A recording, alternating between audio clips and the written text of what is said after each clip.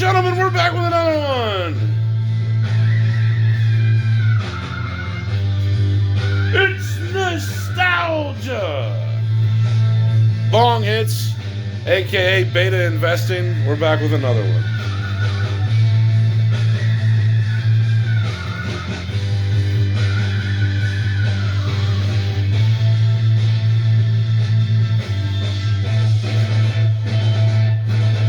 Beta investing. Which one do you guys like better, Iron Glove investing or beta investing? Because you already have alpha investments, so beta investments was like perfect.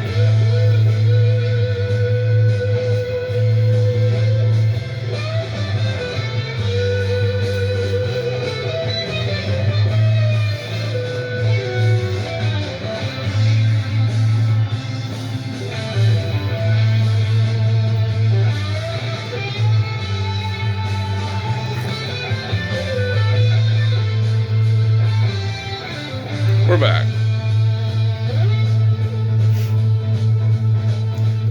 Anyway, so we're back into the silver discussion. I listened to what one of my subscribers said about, not taking bong rips on the channel and combing your hair and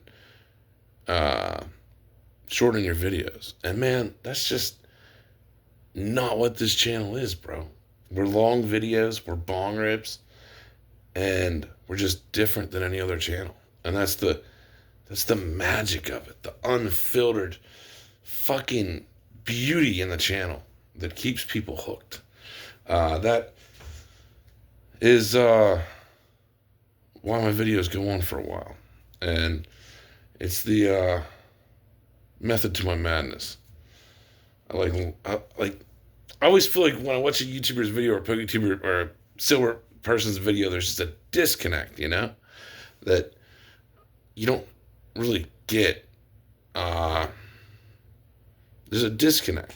Like whenever I hear someone talk about investing, I always get a disconnect from them, like they're not really connected to what they're talking about, and they only have like a couple minute video about it. They don't sit here and like explain into detail for like 20-30 minutes sometimes, and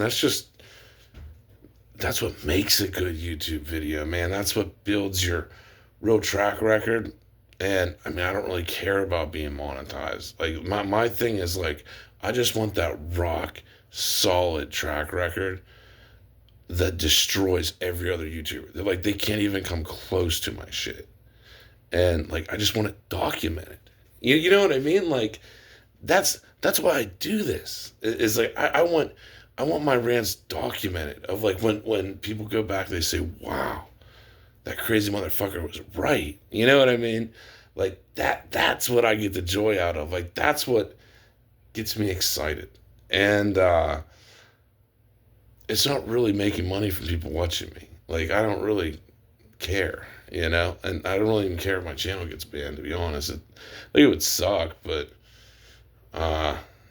it is what it is.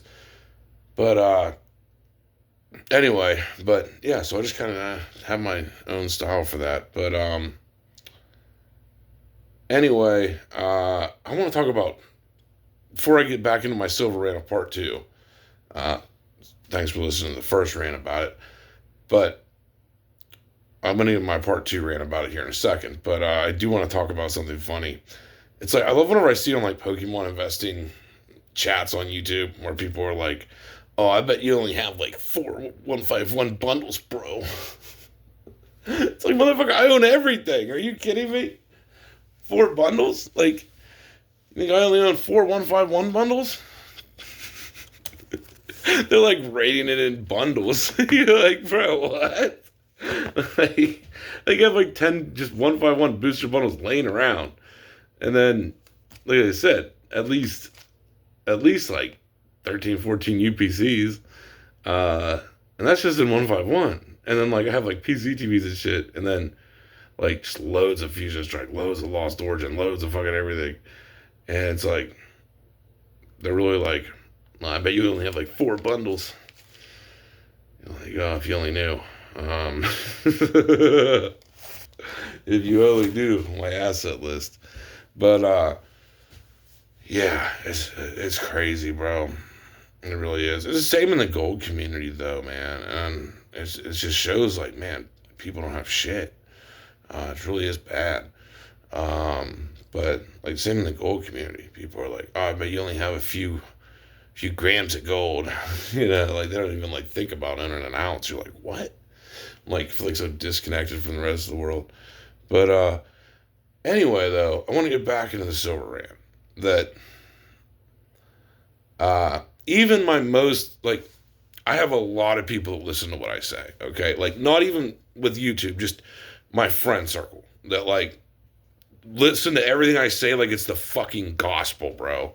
That like when I say to invest in something, they're like already doing it as soon as I tell them, and they literally listen to like everything I fucking say, like it's the fucking Bible at this point, man.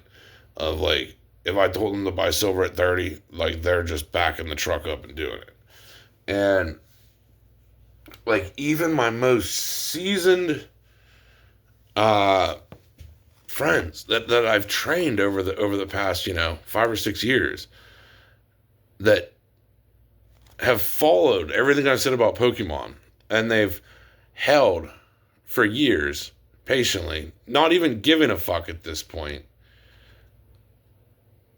because their gains are so good.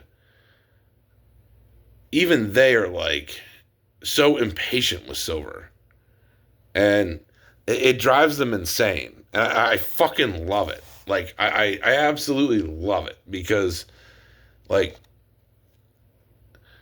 the silver volatility is a great thing if you're wanting the price to skyrocket, and they don't grasp that, and I can't even really explain it to them like I am in this video, but they don't even grasp it, and like I have to remind them all the time. They'll be like, "Man, silver has been at 80 for like 3 months," and I'm like, "Yeah, but you bought it at 30 like 3 months ago.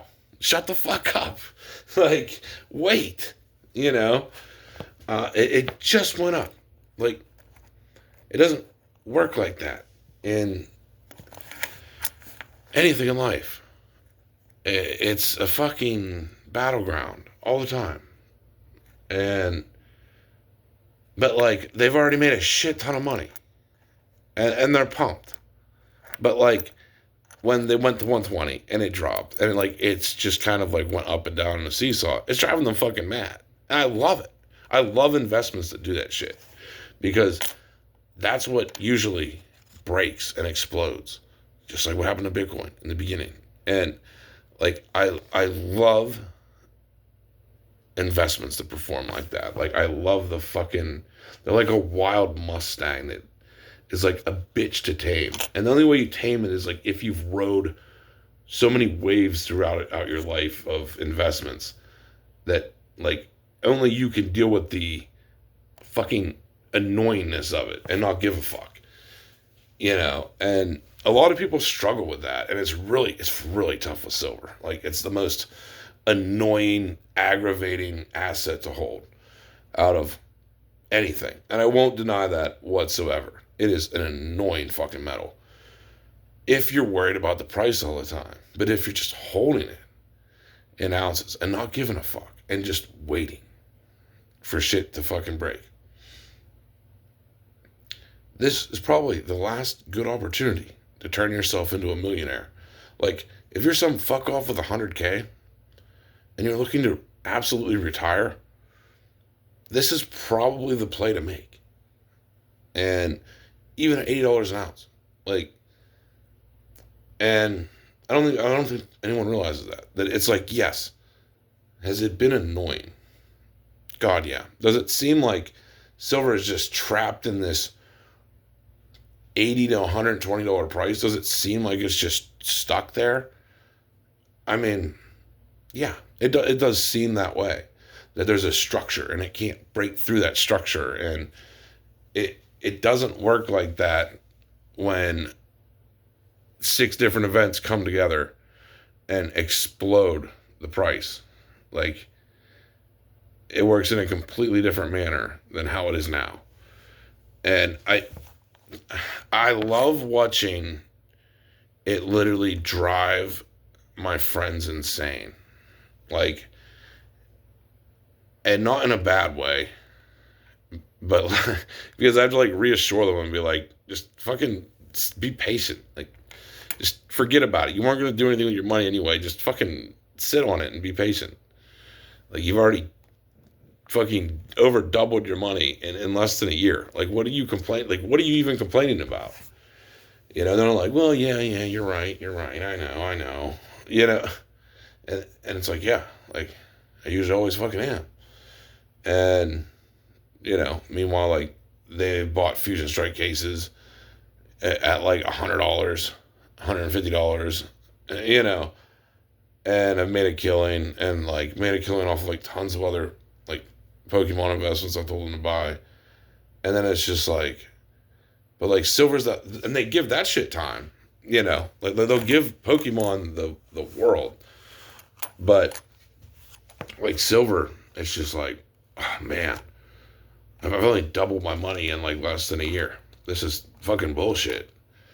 And I'm telling you, like, it's gonna be one of those things that I think catch a lot of people off guard.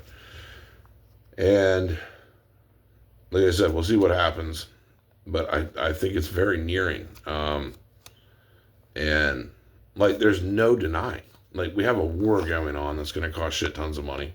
We have gas prices at fucking back up again, showing inflation is like definitely here to stay and get a lot worse. I don't think people should be surprised by that. Like, I hope it doesn't, and I would love to see the public like fight back about it and like actually do something, and make like their money valuable again somehow. But it's just not happening, and I don't know. Like, but my point is with Silver is like, dude, at 80 is still so cheap, and you just have to be patient. And I've my one of my best explanations I could do is just like comparing it to 151 booster bundles. Like, think of how many people weren't patient for that. They thought they would only go to 60. You know, you bought them at 30 and they went to 60. You're like, yeah, they're paying me $60, $70. And then now they're 170. And you're like, what? Like, not many people expected that big of a shift. And like, Silver is like that on steroids if the system breaks. And the system probably will break very soon with all this chaos. Like I said, I've never seen anything like it before. That, and I've tried to explain this to my friends and say, like, look, I understand it seems boring and it's so hard to hold, but it is like, I understand people will say, well, you could have put some money in Pokemon or in crypto and made money, but the way I try to explain it to people is, if I told you there is a 70% chance that the currency will break, or an 80% chance, there's a 20% chance it might not, and I show you 6 different events that have all already happened, and I told you that 100 grand in Silver could net you like 2.4 million, would you do it? You know what I mean? Especially if that's all you had to your name. Like if all you have to your name is like 100K, let's say. If I told you that one play, if the system breaks, could turn 100 grand into 2.4 million, would you not try it? If you have 100K laying around, like, would you not give it a shot and see if it happens? Like, that's what I want people to understand. Because yeah, you could put your money in Pokemon, and you're probably gonna get a gain of whatever you do. But to not have some of your base money in silver in case that event happens is more risky than literally holding paper cash. Uh, because, like I said, it's boring until it's not, and it already was not boring. Like silver was 20 fucking dollars not that long ago, and we're at back up to 87, $88. It really is not as boring as people think. It's just it has a lower entry price than all of this stuff. So all of you see everything else that runs up in higher prices, like gold's $5,000, $5,000, and you're missing the point. And a lot of you are missing the point in copper too. Of like copper was so undervalued, and at $4 or $5 a pound, it's so undervalued. Like it should be at least a $20 to $30 pound for copper, but I think we could see even higher than that. And like the silver and copper market, both, but especially the silver market is just really due for a massive shift. And I think that second leg up shift will be extremely violent. And that is why you hold a position and don't really care if it goes up or down $50. I don't care what it does. If it goes up $50, I don't care. If it goes down $50, I don't care either. Like, you need to think like that with silver. If it goes up $50, I don't give a shit. If it goes down $50, I don't care either. I'm just holding and seeing what happens over the next 2 years. Like, you should be thinking like that. And you can tell me if I'm wrong. But especially if you're wanting to diversify, and I understand if like you're a strictly Pokemon investor, sure. But to have like some stability in silver and some gold, I can't stress it enough. It's the real money. Like everything else is just truly credit. But it like I understand gold's real money too, but like silver just has the real potential that we could see $1,000 an ounce silver. It'd really be possible. And it, in my opinion, it's just worth sticking around for the show. And it's like going to see a movie, you know, and the ticket is almost free. And you sit down and you watch the show play out. You bought a ticket, you bought your ounce of silver or your ounces of silver, and you watch all the events stacked together. You already know most of the events from hearing them on this channel. And you sit down and you grab your popcorn and you watch the movie play out. And you just realize that the price is not going to shatter until the system does break.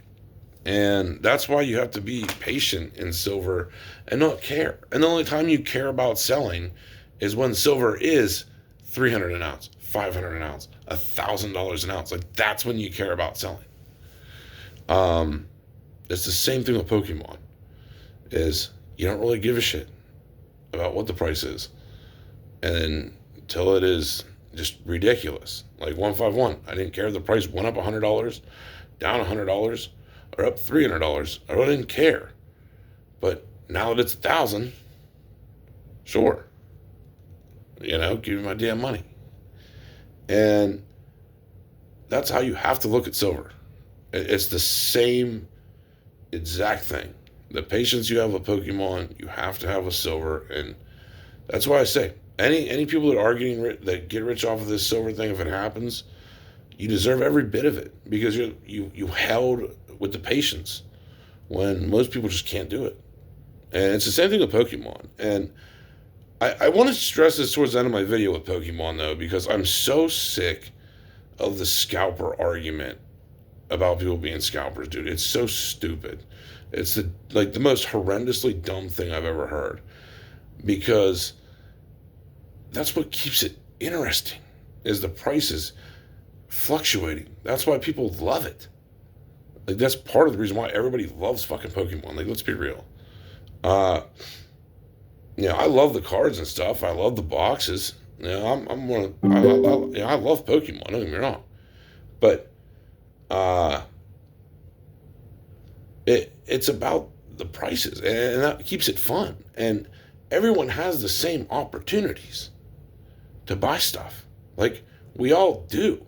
And anyone that complains about scalpers, this whole time I've heard people complain about it. They were getting a good deal, dude. I'm serious. Hold on. I want to go back in time real quick, because I know, like, probably a possum bud has found out about my channel now. And he's pretty much like label me as a scalper and blah blah blah and whatever. But like, the whole scalper thing is so stupid, because it's like, dude, you got good offers, man. Like, literally, I heard people say I can't find Pokemon product because of scalpers, and they didn't buy Prismatic Evolutions for $80 in ETB. It wasn't that expensive, bro. Like, I want to destroy that. Everybody has the same opportunities, man, and that's what keeps Pokemon fun. That's what keeps it interesting. And without that, it wouldn't have the fun magicalness to it that Pokemon does. And it's like, dude, when you take the aspect out of it, it loses its fun for everyone. And Pokemon's not only magic to kids; it's magical to adults too. And it's magical to everybody. And it's the cash aspect, it's the card aspect, and that it would just kill the fun out of it for a lot of people, and even kids too. It's like what made Pokemon magical to you was, like, back in the day, a worthless card you had as a kid is now worth a shitload of money as an adult. Like, that's what kept it magical, man. And I just don't want to see people get robbed of that, of the beauty of what Pokemon is, what Pokemon investing is, like holding it and giving it to your kids or your grandkids, or like stuff like that, man, is like priceless. And I just really don't want to see people like screw it up for themselves. And they complain no matter what. And a lot of my subscribers have heard me do this speech before. They complain no matter what, man. Like Crown Zenith, seeing skyboxes, they were 80. People were mad. The scalpers, they're so terrible. And like, dude, you could have bought them for 80. Like, yeah, you weren't getting them for 40 anymore, but like, you were still complaining when there were good deals. Now there isn't. Now those are like $350. Like, everyone always complains nonstop. And it honestly is annoying. And I do kind of hate the scalping aspect of it. Like, I don't go to fucking stores and just buy them out and to go sell them on the internet, but I've just been like a long-term holder. But still, it's just like, it is what it is. Everyone has the same opportunities, man, in Pokemon throughout the time. It's just the prices are different, get set at different levels. And it's the same thing with silver and gold. It's just like, and real estate, it's just like a set market. And until you realize that, like, you're kind of looking at things as like in like a baby view of like, I own Pokemon, but no one else should. Like, what? I know certain content creators that are really like that, though. Like, they own Pokemon, but they like actively complain about scalpers and other people owning Pokemon. You're like, what? Like, what? Dude, it makes no sense. It really doesn't. It's the stupidest argument. But it's starting to die because a lot of people are starting to push that back of like, okay, we all know Pokemon's are going to be MSRP. Like, get over it. I don't know, man. People need to chill the fuck out. I will say that when it comes to Pokemon. But anyway, That's all I want to talk about, though. Say, really contemplate the silver opportunity, um, because you never know where it will go. And like I said, it's funny watching a lot of people that listen to my advice just like get all like giddily about it, you know, and it's like you just don't know until everything breaks. But anyway, that's all we have for this one. Hope you enjoyed it. We'll be back with another one.